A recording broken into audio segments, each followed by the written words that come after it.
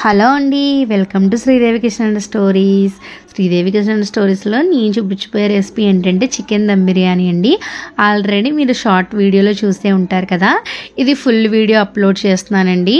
ఇలాగా మనకు కావాల్సినంత చికెన్ అండి. ఇక్కడైతే నేను కోడిని కొట్టించారనమాట మా వారు. శుభ్రంగా క్లీన్ చేసుకొని ఈ చికెన్ అంతటిని కూడా రుచికి సరిపడా ఉప్పు, కారం, పసుపు వేసేసి తయారు చేసుకున్న మసాలా పేస్ట్ కూడా వేసేసుకోవాలండి.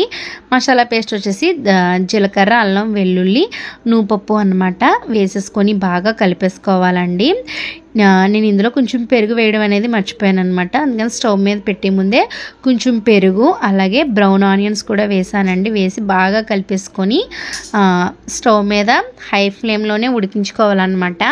అలా చికెన్ ఉడకపెట్టకుండా పచ్చి చికెన్ మీద రైస్ అనేది వేసేస్తే ఉడకదండి. అందు గురించి నేను 75% ఉడకబెడుతున్నాను అన్నమాట. కరివేపాకు, ఉల్లిపాయలు వేపుకున్న నూనె ఉంటుంది కదా, అది కూడా వేసేయాలండి. మీకు కావాలంటే ఫ్రెష్ ఆయిల్ కూడా వేసుకోవచ్చు అన్నమాట. అలాగే ఇందులో మనం మసాలా పొడులు అయితే యాడ్ చేస్తున్నాం అనమాట.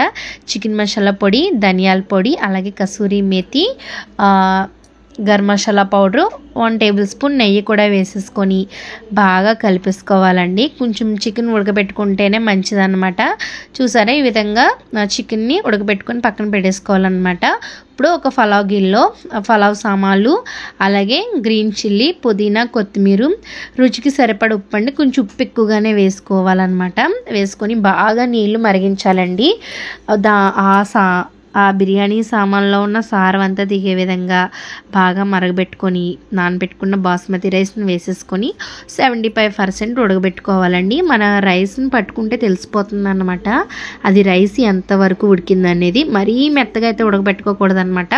ఇలా సగం ఉడికించుకున్న చికెన్ మీద ఈ రైస్ అనేది వేసేసుకోవాలండి. మొత్తం అంతటిని కూడా వేసేసుకొని దీనిపైన మనం బ్రౌన్ ఆనియన్స్ అలాగే పుదీనా, కొత్తిమీర వేసుకొని, ఇక్కడ నేను కొంచెం కలర్ఫుల్గా ఉంటుందని చెప్పేసి ఫుడ్ కలర్ అయితే వేసానండి. ఎల్లో కలరు, రెడ్ కలరు కొంచెం పాల్లో కలిపేసి వేసాను అనమాట. నెయ్యి కూడా వేసానండి.